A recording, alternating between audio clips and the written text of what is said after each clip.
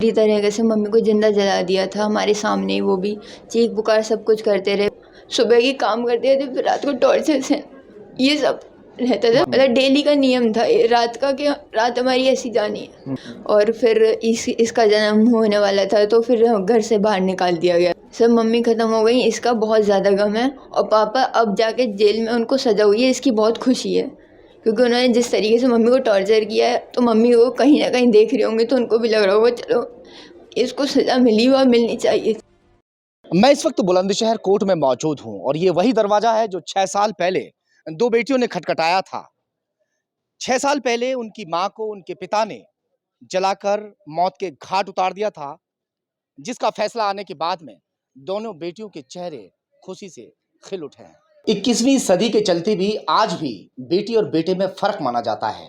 एक पति ने अपनी पत्नी को सिर्फ इस वजह से मौत के घाट उतार दिया था कि उसको बेटा पैदा नहीं हुआ था। ये दो बेटियां थीं उस वक्त और वो बेटी की डिमांड कर रहा था पत्नी से बार बार कि मुझे बेटा चाहिए। जब वो बेटा नहीं दे पाई तो उसे जलाकर मौत के घाट उतार दिया। वकील साहब ने केस लड़ा है और 6 साल के बाद में जो रिजल्ट आया है, उम्र कैद की सज़ा सुनाई गई है।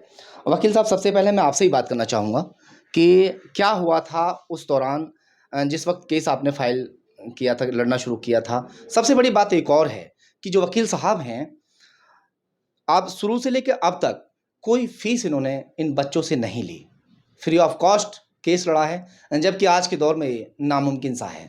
सर, आपका स्वागत है खबर तहकीकात में। आपका नाम जानना चाहूँगा सबसे पहले। संजय शर्मा, एडवोकेट। हाँ, ये केस आपको लड़ते कितना समय हो गया और किन परेशानियों का सामना आया? क्योंकि इन बच्चों के ऊपर भी केस फाइल कर दिया गया था मुरादाबाद में, वो सब कैसे आपने? करीब 6 साल पहले ये मुझे केस मेरे हैंडओवर हुआ था।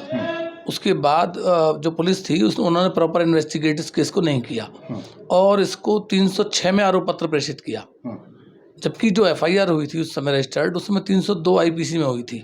उसके बाद प्रॉपर इन्वेस्टिगेट नहीं किया, तब फिर चार्जशीट कोर्ट में फाइल हुई।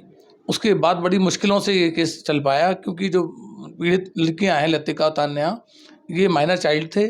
इनके अगेंस्ट भी मुरादाबाद डिस्ट्रिक्ट में केस फाइल हुए इनके अगेंस्ट, तो इनको बड़ी परेशानियों का सामना करना पड़ा। शुरू से लेके अब तक की लड़ाई बेटियों ने साथ में अपने पिता को, जब तक कि उन्हें दंड नहीं मिल गया, बराबर यहाँ पर तारीखों पर वो आती रहीं। उनके मामा का भी यहाँ पर काफ़ी साथ रहा।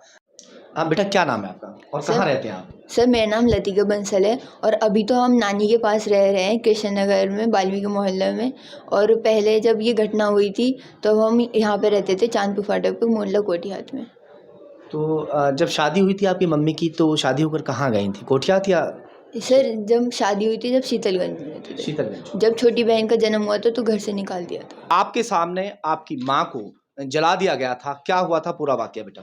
सर, जो घर के सारे मेंबर थे उन्होंने बहुत बहुत बुरी तरीके से मम्मी को जिंदा जला दिया था हमारे सामने ही। वो भी चीख पुकार सब कुछ करते रहे, पुलिस को कॉल किया पर कुछ हेल्प मिली नहीं थी उस टाइम अच्छा, पर। आप क्या कर रहे थे उस दौरान? वो शुरू से बताइए थोड़ा सा। घर में क्या समय रहा होगा सुबह का? घर में कौन कौन लोग थे? सर, सुबह करीब 7 बजने वाले थे, ये समय था। तो सारे लोग थे, फैमिली के जो भी सब लोग थे। फिर उसके बाद सुबह सुबह जब हमें आवाज़ सी आई तो हमने देखा कि वो सब मम्मी को जलाने की कोशिश कर रहे हैं उस टाइम पे। फिर देखा कि मतलब जो अम्मा है उन्होंने तेल वगैरह डाल दिया, आग लगा दी। फिर उसके बाद एकदम से मम्मी जलने लगी। हमने कॉल भी किया पर कोई सपोर्ट उस टाइम पे मिल नहीं पाया और एंड में हम मम्मी को बचा नहीं पाए। दोनों बहनें आप वहीं थी उस दौरान? जी सर, बस यही चीज़ का दुख है। बस सज़ा तो उनको मिल गई पर हम मम्मी को कभी वापस नहीं ला पाएंगे इस चीज़ अच्छा, का। जिस दौरान अब आप लोग सब साथ रहते थे, तो पिता का प्यार थोड़ा बहुत कभी मिला था या नहीं? सर, पिता नहीं है, पहली बात तो वो हैवान है और ये कोर्ट ने भी आज प्रूफ कर दिया है कि हाँ वो पिता कहलाने के लायक नहीं है। क्योंकि कोई पिता अपने बच्चों को देख के किलसता नहीं है कि ये बेटियाँ हैं, बेटियाँ हैं। बेटियाँ तो बहुत कुछ कर रही हैं आज के टाइम पे, तो वो किल से रहे हैं। और अभी उनको सज़ा भी मिल गई है, फिर भी उनको कोई गिल्ट नहीं है।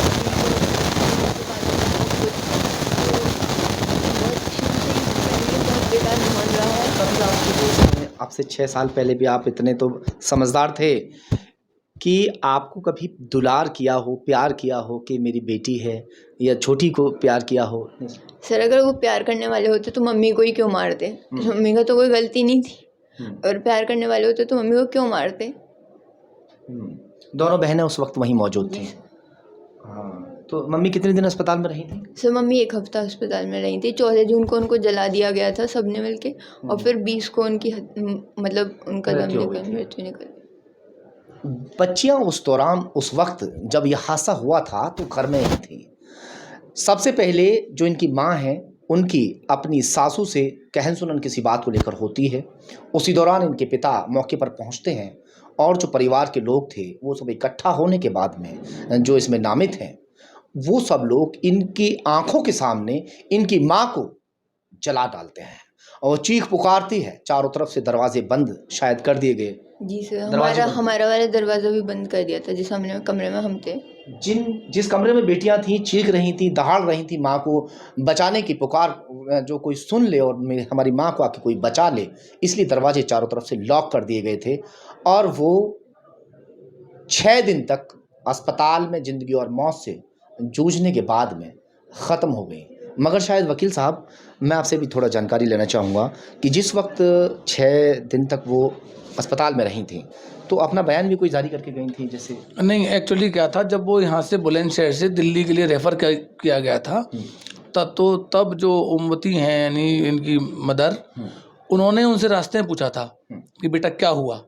तब उन्होंने सारा बताया था कि मनोज ने मुझे जलाया है और इन सब लोगों ने तेल डाला और सब ने पकड़ा, और वो सारा जो एक्ट था पूरा 8 लोगों के खिलाफ बयान देके उन्होंने, हाँ, बयान रास्ते में उन्होंने जो कंप्लेनेंट हैं इस केस की उनको सब बताया था।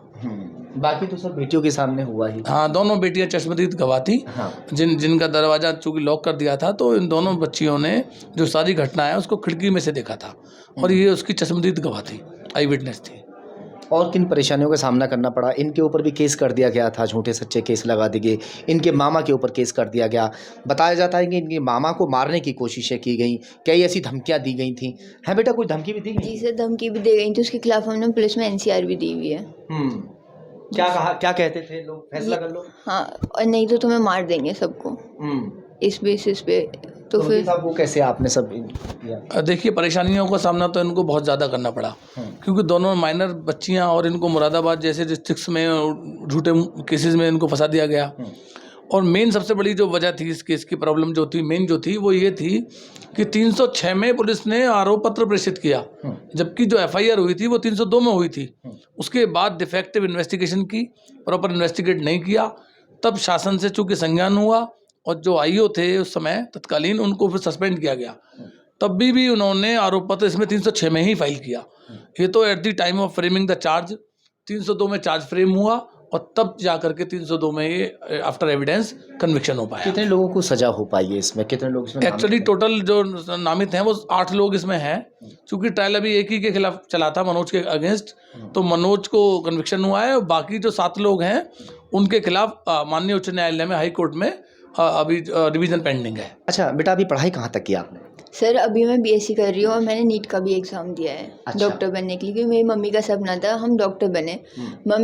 मम्मी ने क्या किया है, मतलब हम दोनों को बहुत मुश्किल से पढ़ाया है। फादर का क्या काम था, जाना सुबह को, रात को ड्रिंक करके आना, मम्मी को मार पिटाई करना, हम लोगों से बदतमीजी से बात करना, कभी प्यार ना करना, दुलार ना करना।